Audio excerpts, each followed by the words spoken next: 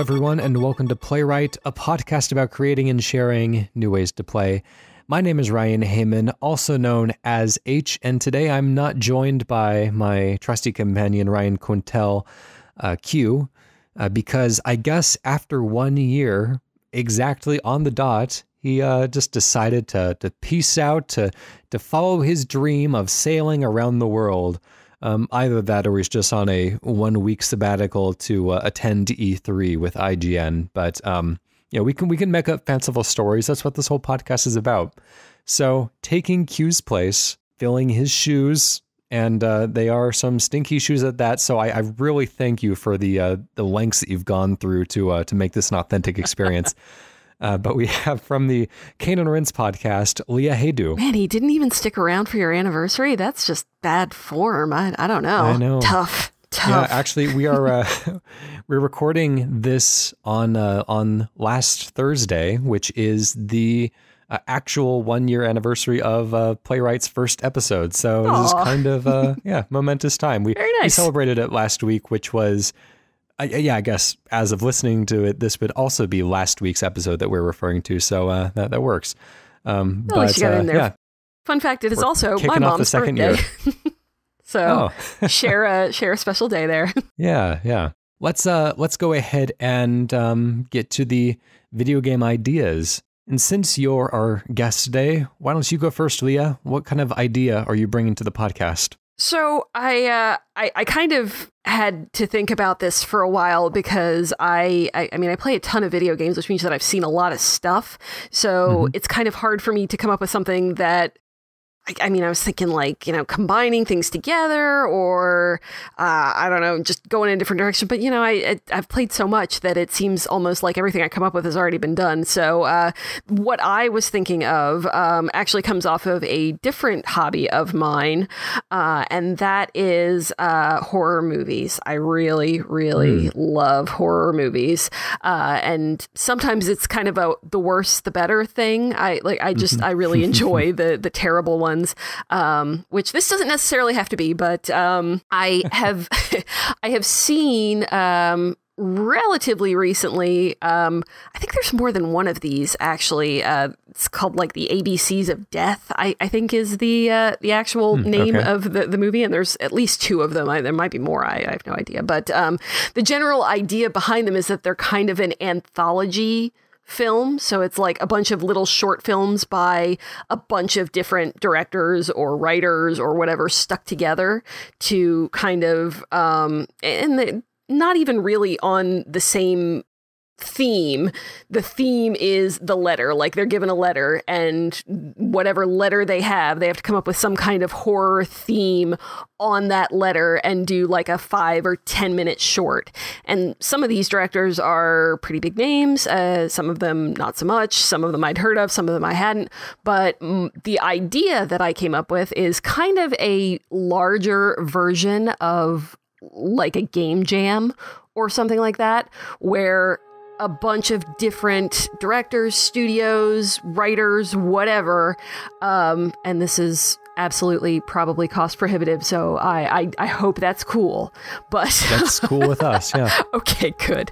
But to kind of do a horror anthology with different studios kind of picking up little pieces and just doing like an hour's worth of gameplay and just stringing them all together. So I think that there are probably some places and some studios, some directors that you might think of before others, like, FromSoft is probably going to be right up front if you want to do something horror. Or I think that the really interesting ones, though, would be studios who you would not expect at all. Like, I was just kind of skimming down some lists and just kind of brainstorming on my own, and like, what if PopCap did a horror game? Like, I think that seeing that kind of different take on that genre and just kind of having them all mashed together and just kind of little bite-sized quick fire chunks would be really cool. All right, well, we have 10 minutes to workshop this idea into something that we are very happy with and might transform completely. which is part of the hard part of the podcast is we come in with such a good idea. Yeah. And sometimes it is watching our baby get ripped away from us. But that's if we just went away with the same ideas we came in with, we'd be wasting our time here. It would be a very short podcast. Yeah, right. And sometimes they stay relatively true to the original vision. So you never know which way it's going to go beforehand. But we have our 10 minutes on the clock. Let's begin the workshopping and see where we can take this. All right. Awesome. Well, one thing that I will say is that I am not completely married to the horror part of this. That's where I got the idea. So that's kind of where it came from initially. And, I thought of like PT and that kind of thing as being probably the exemplars of what I was looking for. But horror wouldn't have to be horror. It could be something just taking like a general theme of any kind. Like, so I thought of game jams as kind of just a base for this, but on a bigger scale almost. Yeah, well, I think horror's a nice enough place to start anyways. I think there's a lot of potential there. This reminds me of, there was a game that came out 2 years ago, I believe. It's sold often for very, very inexpensive, but it's called Stories Untold. And it is a short collection of, I think it's 3 different narratives, all created by the same creator. They each play out in relatively minimalistic environments. Oftentimes you'll just be looking at a desk with a computer and a lamp on it, or a heart monitor or something like that. And there's a lot of sound design that goes into telling the story. There's the interaction with the machines, the very limited space that you have to work with, and sometimes just the ambiance of the environment changing to kind of clue you into the story. But the premise is that these stories are all somewhat connected, and even though it might not look like it at first, you are in the, however, maybe 1 hour that it takes you to play through the whole game, you are kind of weaving this narrative together yourself. And so I think if we are going to be at least spinning this into a singular project, it would be interesting to see ways in which these could interact rather than just keeping it as a strict compilation. I like this idea of getting all of these different artists on board and giving them a tiny walled garden and say, you have so and so amount of time to create a horror experience, but it would be really cool if later on in the experience, almost like what is the beginner's guide? Is that the? I haven't played the beginner's guide, but also I think that's also I was thinking What Remains of Edith Finch too. Yeah, sure. Yeah, that's a good one as well. Yeah, that's all by the same team, but it's it's different feels for different kind of sections of the game. But it would be interesting to have all of these things start to bleed together after you establish the formula of little vignettes, to have them start to interact and characters start to appear in other stories because they all have very disparate art styles, and there's a lot of clever things you can do with that. That does sound cool. I kind of like the idea of it being a cohesive thing more than I like the idea of it just being kind of separated things. I do think that would probably be a more ideal way to go about the whole thing. I also, another place that I kind of drew a little bit of inspiration from, I think that this was on something from Giant Bomb. I can't exactly recall what it was, but somebody suggesting when/if the Final Fantasy VII remake ever actually happens, they've announced that it's supposed to be in chapters, and taking an established game or story and seeing different people's take on it is also kind of a cool idea. Like if there's 7 chapters in the Final Fantasy VII remake and each one of those is given to a different studio, that would maybe not be the remake that super fans are looking for, but I think that would be really cool. That is interesting. There's something about this remixing of familiar content, and maybe we can even leverage that ourselves as we as this compilation. It tells maybe 3 original stories, and then the stories start to incorporate more and more familiar elements. Maybe it's just assets from other games that are built on the Source engine, for instance, like you would get in the Stanley Parable. There's certain assets that you see pop up again and again in games. And if different developers are developing these, it would kind of make sense that they would be pulling things from their own games just to save time. But, you know, after a while, it could get to the point where you're exploring somewhat familiar worlds, but they've been, you know, twisted and manipulated in ways that makes them kind of creepy, no longer familiar. Because there's something that's kind of unsettling about having a familiar place changed around you rather than just going to a new scary place. It's a different type of horror. I think maybe a kind of a combination of that, like a new story, but told in a place that we've seen before by different developers. So there's one thing that's kind of going to be your, the point that you're focusing in on from the beginning. Like, let me see, if you have the setting that comes first to mind for whatever reason is like Rapture.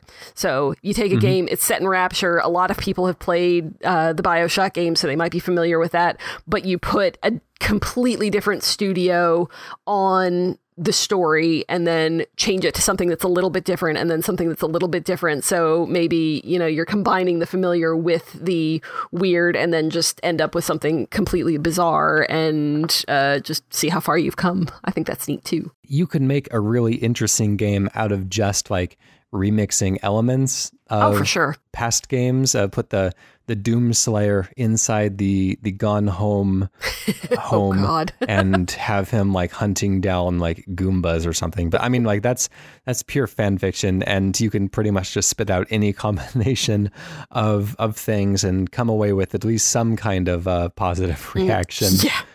Let's think about what can we do specifically with a singular experience with all these different authors contributing to it that would really kind of leverage the interactivity of video games and the format of this compilation game in a way that we haven't really seen before. We talked about kind of a consistent storyline, but I think we would maybe need a consistent character as well. And probably a smaller cast would be better, because then you'd get, if you're using kind of a short period of time for each developer or each studio that gets a hold of that idea that they're working with, then if you kind of had that, you really want to kind of limit it so that they have the time and the space to explore that one character in that one setting, even though maybe they're only making a game that's going to last an hour or 2 hours or 90 minutes or whatever, you know, it happens to be. So I think that's maybe a pretty decent place to go. But as to what the story itself might encompass, I'm not sure. You know, you could do like a Rashomon type thing where you're telling the same story over and over again. Oh, but I like that. Each artist kind of interprets it differently or has a different perspective, and you're experiencing new things. Maybe they have to, maybe you deliver a outline of the story to each studio, and it's up to them to basically create the story in whatever way they see fit. And so it's all these different interpretations. Sometimes it might be set in a city, sometimes it might be set on a country road, sometimes it might be narrated by a voice narrator, but there's this feeling of familiarity, but there's enough room for interpretation that it inevitably goes in very different directions between a lot of the teams, and it ends up being like a almost like a meditation on storytelling itself. I really like that. And I'm going to take that one step further. What if your storyline was not a complete like outline or script, or well, I guess it wouldn't be a script, but it wasn't complete. It was just like a sentence or a poem or, you know, something very short that would just kind of serve as a jumping off point even, rather than a complete story that they were going to tell. You know, or even if you have a somewhat complete story but leave off the ending, that way and just see where each one ends has up. the same kind of like build up, but they each deliver like a different punchline, so to speak. That's not really a way to punctuate a horror story, but a different twist conclusion. Yeah. And so it always kind of keeps people guessing while still kind of building off of the familiarity that they've built with the story over time. Yeah, because I think a story that's told by Squaresoft would turn out very differently from a story told by id. It would turn out by a story by Blizzard, by David Cage, by Sonic Team. You know, you could get so many different, and I think that would be the key. Would be how different can you make these teams, and you know, still be technically telling the same sort of tale. Yeah, that would be interesting. David Cage, there wasn't even a woman in the story, and you found one to put in a murderer's basement. How do you keep doing this? He has a very unique set of talents. Yes. Anyways, that's all the time we have on that one. The time just flies right by as we... I like where that ended up, though. Build up some momentum. Yeah, definitely. And of course, the objective of Playwright isn't to come away with finished and complete ideas. We are just here to get the ball rolling, to get some interesting ideas out into the world, and the community can pick it up and run with it if they want. It can they can use their own imagination to add to it. Write back to us and let us know if there's different ways that you would take it, or different contributions that you would have to ideas that we've already covered. We love hearing that kind of thing. But right now is the part of the show that I always have the most difficulty with. Sometimes it's easy, but we have to come up with a name for this game that we've created. Gosh, okay. It's still a little amorphous, and so we don't have like characters or setting or anything to base it off of. But I mean, it could really be anything. Like Stories Untold. That's a pretty good summary of what that game was. So do we have a name that jumps out at us for this one? Something about fragments, maybe, or Divergence, which I think isn't that a science fiction movie? Like I don't know. Could call this like what is that game? Exquisite Corpse, is it, where people build on each other's sentences like one word at a time until you come away with a story? Is that what it's called? I mean, I'm not completely familiar with that, but I like that. All right, yeah, we can go with that then. All right, cool. Exquisite Corpse. I like it. Leah Haydu. Yay! Seems appropriate. All right, now I will contribute an idea, and we'll see where we can take that. I've been inspired by two things recently, and one of which is I've been watching Nintendo's E3 coverage. I've been really poring over the Smash Bros. Footage, but I've also been really interested in the Mario Tennis footage that they've been showing, and particularly a lot of the like boss battles and the map screens and all the stuff that they're building on top of the tennis game. Also, I'm interested in Golf Story, and so I'm thinking, what would it be like to create a tennis-based RPG? And this could be like a traditional RPG set in like castle times, you know? I guess the castles still exist, but you know what I mean. Kind of a mages and swords type thing. Sure. But the primary mode of combat and interacting with the world and everything is all just based on tennis. So let's start the clock there and see where we can take it. Okay, cool. I never would have thought that you could get an RPG out of golf, so I don't see why not. Yeah, and you know, I don't want this to just be like a quick swap in the sport for tennis. I want to find different things we can do with this and different ways we can make this interesting. And if this just ends up being Golf Story 2, then... Golf Story 2, a tennis story. Yeah, I feel like that would be a little bit of a failure on the creative process, but I'm sure we can find some interesting I think there's here. There's more to be done there.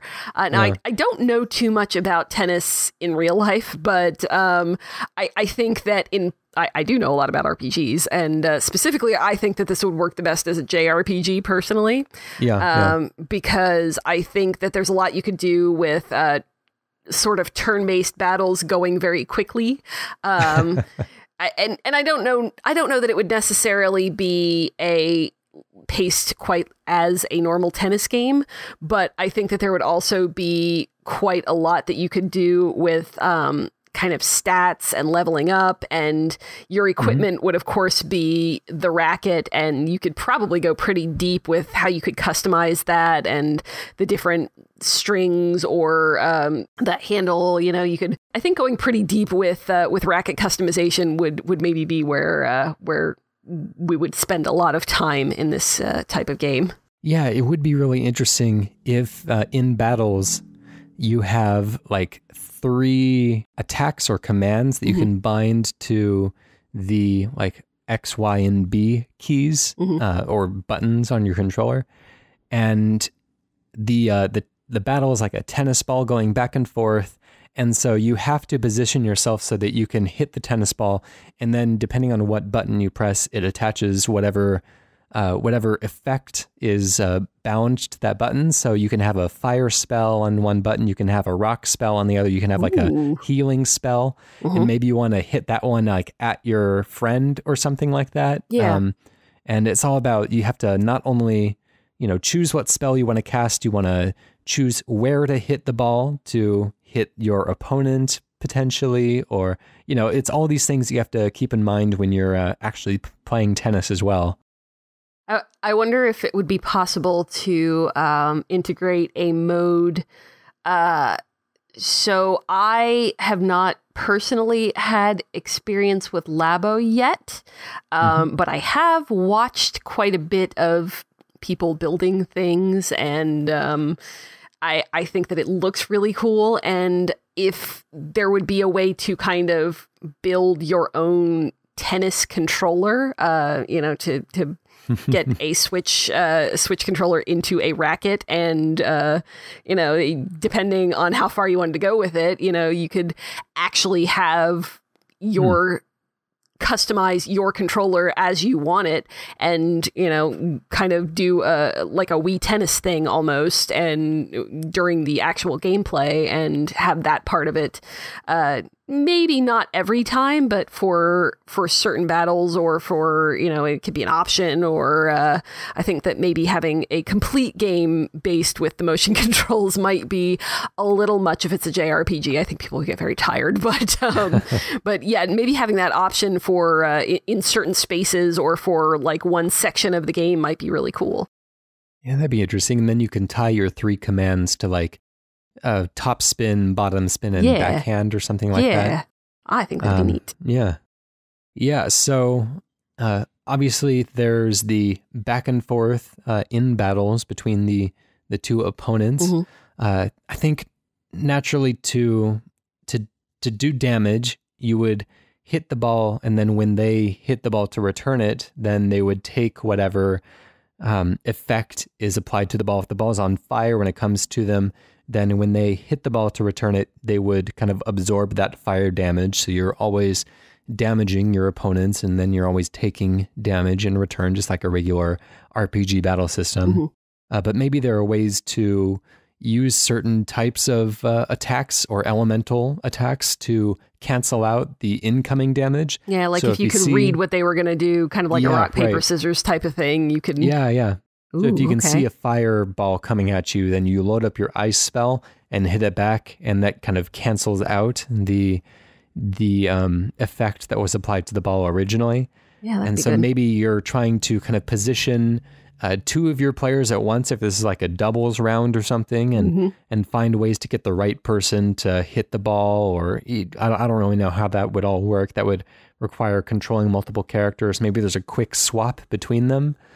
Just like in a football or soccer game, where you can quickly swap between the players. I'm not sure yet, but I think it would be interesting to not ditch all of that strategy just because everything is moving quickly now. Yeah, and I think I like that idea because it kind of brings in the like the Mario and Luigi Superstar Saga thing, where you have an active. You're not just standing there taking hits if they come in. You are doing something and being active about reacting to things, as well as being active about your actual attacks in battle. So that's pretty cool too. I think it would also be pretty funny to kind of incorporate tennis into all the other aspects of RPGs that aren't battles. So whether it's like trading with the marketplaces, or just having conversations with people. I mean, conversations are already kind of tennis-like. There's a lot of back and forth, but if you can find a way to make that metaphor a little bit more literal, then that would be kind of an interesting way to take things as well. Yeah, I think so. I think that the more ways that you can incorporate that, the more it would stand out from kind of a traditional, both from a traditional tennis game and from a traditional JRPG or regular RPG, Western RPG. Yeah, and then throughout the world, there could be interactions that, if you hit the tennis ball in a certain pattern on the castle wall, then maybe that opens up an underground tunnel, and just all these things that you can do with these mechanics that you can kind of deploy at any time. And again, I don't want to step on Golf Story's toes here. I've not yet played that one, but I've heard a lot about it, and so I want to be cautious about that. But I think there's a lot of room here, and it's a really great premise, Golf Stories. Yeah, and I just kind of thinking you could incorporate some kind of Metroidvania elements in there too, if you were getting skills, kind of out of combat skills that would let you, like you said, kind of open up secret passages or anything like that, so that you could come back to areas later and, once you powered yourself up and go off and do a couple of extra things in an area that you'd been to before. Let's go back to the battle system for a moment here. If you take damage when you return the volley, what's keeping people from just letting it go past them? Is there like a bigger penalty for doing that, or are they protecting something? Like, what is it that makes us as the players want to keep the ball in play? It's tempting to just kind of say that, you take more damage if you let it go, but I don't really know how that would work mechanically. So I think maybe there has to be something that I like the idea of something that they're protecting, something that the ball will hit behind you if you let it just go by. But I guess that would depend on what the overall story is. Like, what are you trying to accomplish in the story overall? Yeah, right. And it could just be a journey thing. Maybe your pack of supplies is behind you, and every time the ball goes past you, your supplies all take damage. Maybe you lose some of your money. Maybe there's some sort of a long-term consequence. I don't want to completely, screw somebody out of their necessary equipment that they've stockpiled, but maybe if you could put up some kind of almost a wagering system, and that's kind of a dangerous thing to do because you could let people get themselves into a corner. But if there was kind of a maximum that you could, set aside on a match that you are committing yourself to, and it could be a higher limit if it's a boss fight, or a lower limit if it's, just kind of a random battle that's going on. And then maybe the better you do, the more you get if you actually win the encounter. Yeah, and maybe you lose some money every time the ball goes past you. And maybe there's even, it might even keep tennis score as well as the HP and everything. So if you lose the, 4 points that you need to lose a tennis match, then maybe that's, you done with the battle. I wouldn't want to beat a boss just because I beat the tennis round if it's meant to be this great encounter. But I don't know. I guess that would definitely take some balancing, but yeah, I'll have to figure out how Mario Tennis Aces does it later this week. Take some inspiration. Yes, is that out this week? This week, as of the time of everyone's listening to it. Yeah. Oh, cool. Okay, well, I guess that's something yet another thing to add to my plate. I'm still playing God of War, so... I'm still going through Hyrule Warriors, and I have a long road ahead of me. Yes.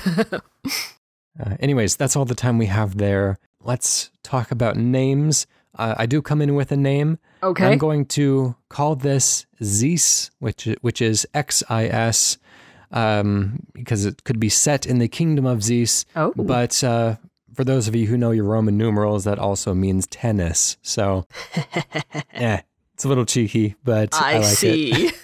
it. Let's move on to a listener submission. This comes from Jonathan Barlowe, who says, been loving the Playwright podcast and wanted to pass on some props for making my days at work fly by catching up with all the episodes released thus far. My game pitch is one which requires Kinect or camera technology, but it's called Sit Down, Football Man. I like the title. A celebration of freedom to protest, the player is presented with a number of scenarios in which you must kneel to defeat the alt-right. It could be a rhythm game, but who knows? Please work some of that magic.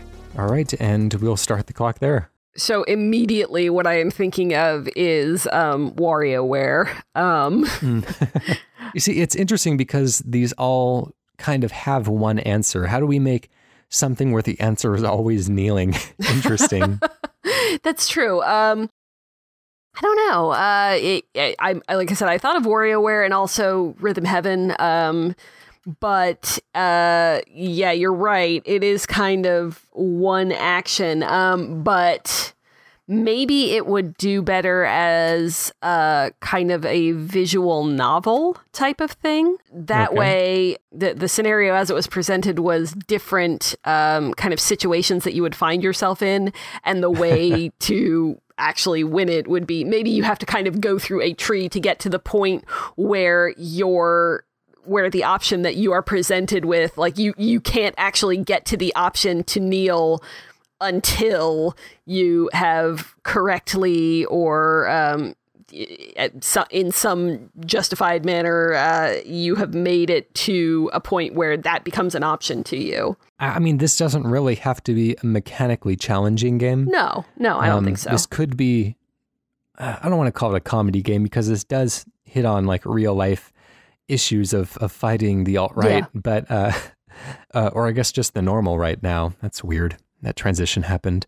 But, maybe you find yourself in these kind of silly scenarios where you are like on the back of a truck and there's a road sign coming at you and the national anthem starts playing and that's your signal that you need to kneel.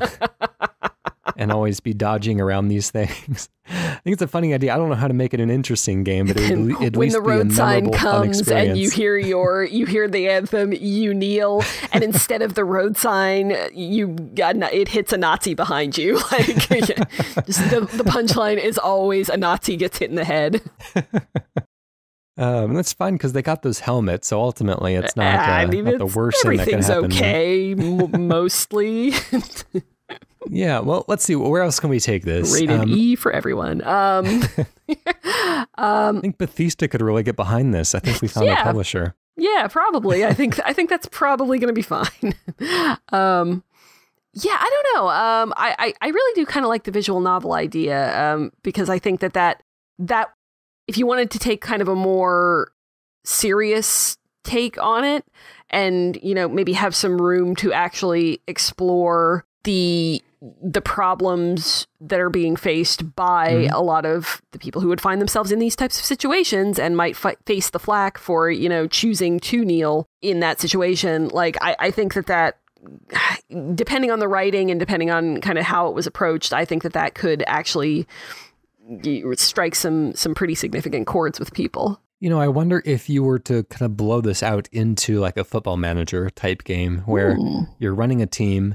You can choose to participate in some of these protests, and maybe this is a little cynical, but you can see if that draws in crowds, or maybe it leads to actual policy change that means that more people of color are able to come out to football games because there's less threat of police brutality. I'm not really sure how all these pieces would lead to a satisfying like cause and effect storyline, but there might be something to be said for like trying to do your part civically while watching your profits decline because there's protests from idiots.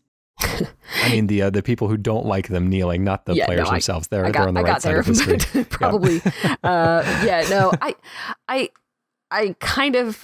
like that. It would take some kind of delicate balancing, I think, because if your win condition was make enough money and doing the right thing did not get you enough money, then that's not quite right. But if the win condition was do the right thing, then how do you measure that in a way that a game could actually, I don't know, maybe it needs to be like a frog fractions thing where the win conditions are completely incomprehensible, but you should probably be doing what you think you should be doing anyway, because it's going to get you to the end of the game. Just saying like, oh, you can just be zany with our humor almost kind of like circumvents the challenge that we have set in front of us. But at the same time, like it does create an experience, and ultimately that's what we're here to do. So it's not completely like missing the missing the point. I think it's just what you're going for. If what you're going for is kind of I support this, and here's a kind of lighthearted look at it, and a lighthearted look at, punching Nazis or having them hit in the head with street signs or whatever, then, you could go kind of one direction. If what you're after is, I want to examine a social issue, then you could go kind of a different direction. It's the same as a lot of things that you can, I mean, if what you're after is Nazi punching, then there is a Wolfenstein game for you. So, I mean, and that's not exactly the most serious game at all times, but also there are, games made primarily by smaller developers, by indie developers that, take a lot more kind of thoughtful and measured look at things than maybe a larger, big budget, blood and Nazi guts covered thing like Wolfenstein might at some times.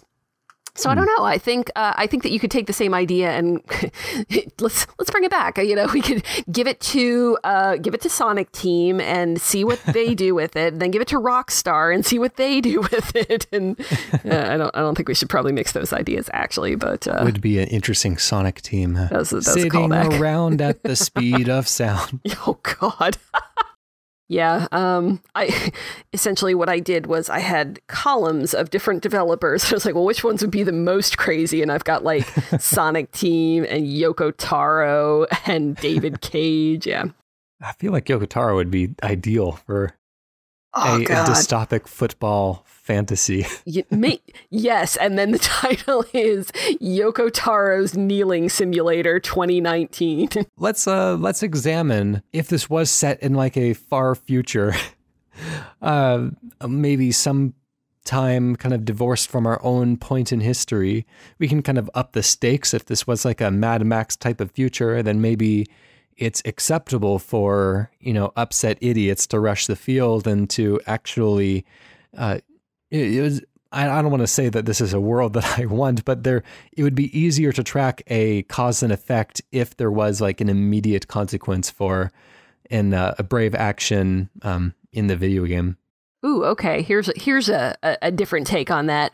What if you had kind of a like a Smash TV setup where as you go around and kind of make your way through whatever arena you are in, maybe kneeling actually powers you up, and when you're actually fighting, you kind of are steadily losing a little bit of your power, and then you have to kneel to kind of get yourself back up to full strength again. This could be like actual like a Madden football game, but you have to take time to kneel whenever you have a chance. And you always have like, there's always moments of, if you're the quarterback, then you can take some time to kneel to charge up your throw. If you're the catcher, then you can take time to kneel. But I mean, you're always like, there's the risk and reward of not being able to get far enough to make the catch, or there's the defensive line that's rushing the quarterback to try to make the sack. And so if you're kneeling too long, then you don't have enough time to get the throw off. I like that.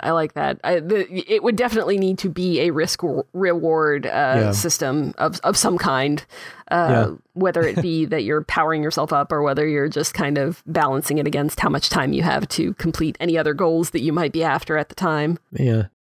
Well, we're out of time there. I think that ended up being thoroughly disrespectful and not something that I would actually be comfortable publishing as far as video games go. But yeah, I don't know about that one so much, but could make an interesting game jam, maybe? Yeah, well, I mean, we came away with an interesting idea, and that's all that we really promise here. Yeah. So, mission accomplished as far as that goes. Anyways, that is Jonathan Barlowe's Sit Down, Football Man. I still like the title. That's a good one. Yeah. And that takes us to the end of the show today. If you would like to send in a pitch, and we are just about running out at this point in time, they kind of wax and wane. Whenever we request them, we get a nice, healthy amount in, and then it kind of dries up over time. So this is one of those points where it's a little dry. So feel free to email in to playwrightcast@gmail.com. You can go to our website, playwrightcast.com/pitch, to go straight to the pitching portal, or you can tweet us at playwrightcast, and we will take pitches in any of those locations and read them on a future show, discuss them, and workshop them, make them into a real video game. Not quite, but just about as close as we can do it.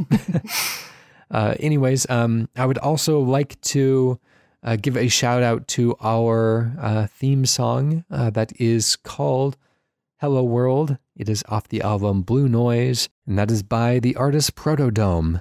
Always appreciated. Thank you. And of course, another thank you to our guest today. This was Leah Haydu from the Cane and Rinse podcast. Do you want to plug that podcast or anywhere else that people can find you online? Sure. Yes, as we've mentioned, I am one of the rotating hosts on the Cane and Rinse podcast. So have a listen to Cane and Rinse. We are a video game podcast that focuses on one game per week. And right now, my favorite thing that we are doing is a very comprehensive coverage of the Final Fantasy series. We just recorded a show that's not out quite yet, but will be very soon on Final Fantasy IV. So we've still got a long way to go, but it's been really fun so far. So that's caneandrinse.com or at Cane and Rinse on Twitter. And also our sister podcast, Sound of Play. So yeah, check those both out. Excellent. I'd imagine we have more people coming to us from you guys than the other way around, but it's always good to put that reminder out there. Sound of Play, of course, is one that I'm also involved in. I'm involved in Cane and Rinse, but just as an editor at this point. But yeah, I can vouch for both of them. Very good podcasts. They're pretty decent. Yeah, they're okay. Yeah.